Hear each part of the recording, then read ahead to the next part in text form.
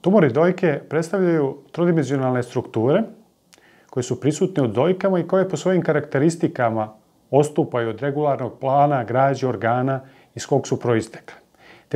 Te trodimenzionalne strukture imaju neke svoje kvalitete, neki svoj oblik, površinu, konzistenciju, veličinu i poziciju u tkivu dojke i na osnovu karakteristika svojih ukazuju nam klinički na samu svoju prirodu. Vezano za dojke, postoje dve osnovne forme tumora i dve osnovne podele tumora. Tumori dojki se dele na dobroćudne i zloćudne. Dobroćudni tumori, kao što im samo ime kaže, ne mogu ni na koji način da ugroze zdravlje pacijenta kod koga se javljaju. Druga je stvar vezano za maligne tumore dojke. Najučestalija forma malignih tumora dojke su karcinomi. To su maligni tumori epitelnog porekla, koji u samom svom početku su lokoregionalni, dok protokom vremena imaju tendenciju progresije i širenja na udaljene organe i tkiva.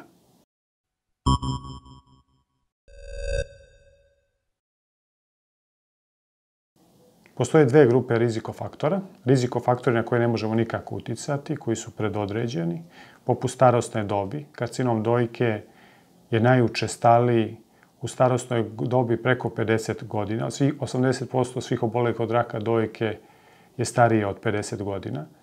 Zatim ne možemo uticati na neke konstitutivne faktore kao što su rana prva menstruacija, menarha, kasna menopauza, nerađenje ili kasno prvo rađenje.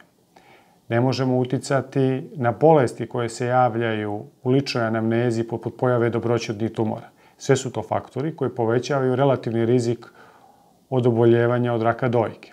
Od rizikofaktora na koje možemo uticati su pre svega izbor adekvatnog načina ishrane, fizička aktivnost, izbjegavanje radioaktivnog jonizujućeg zračenja, izbjegavanje konzumacije alkoholnih pića i kontrola hormonske supstitucione terapije.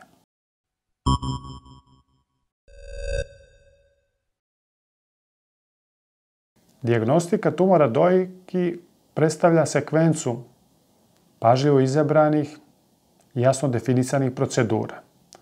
U toj sekvenciji bazična procedura predstavlja klinički pregled pacijenta. Nakon kliničkog pregleda i adekvatnog intervjua sa pacijentom, što zovemo anamneza, primjenjuje se dodatna dijagnostika. Od dodatne dijagnostike u opciji su 3 dijagnostičke procedure. Osnovne: ultrazvuk, mamografija i pregled nuklearnom magnetnom rezonancom.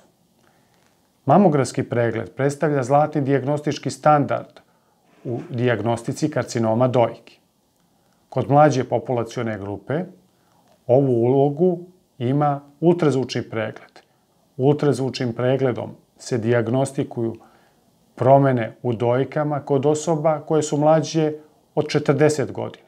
Govorim o inicijalnom pregledu. Vrhunac u dijagnostici promjena u dojkama predstavlja pregled nuklearnom magnetnom rezonancom. Ovim pregledom, osim toga što mogu da se ocene morfološke karakteristike tumora, procenjuje se i njegova dinamika, odnosno procenjuje se kojim intenzitetom tumor povlači kontrastno sredstvo iz šupljine krvnog suda u svoje tkivo i na taj način nam daje i pokazuje jasne karakteristike tog tumora. Osim navedenih dijagnostičkih procedura u dijagnostici karcinoma dojki primjenjuje se i invazivne dijagnostičke procedure, pre svega kor biopsija tumora dojke. Šta to predstavlja?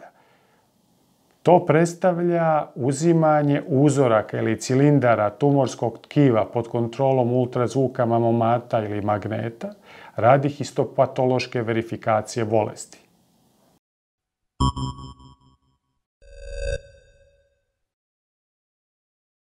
Postoji 5 osnovnih terapijskih modaliteta kako se karcinom dojke leči.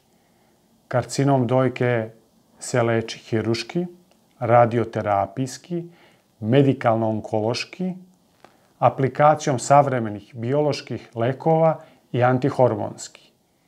Što se tiče karcinoma dojke, bitno je da se karcinom verifikuje u ranom stadijumu i inicijalno hirurški leči. Tako pretpoznati lečeni tumori imaju najveće šanse za dugoročnu dobru prognozu.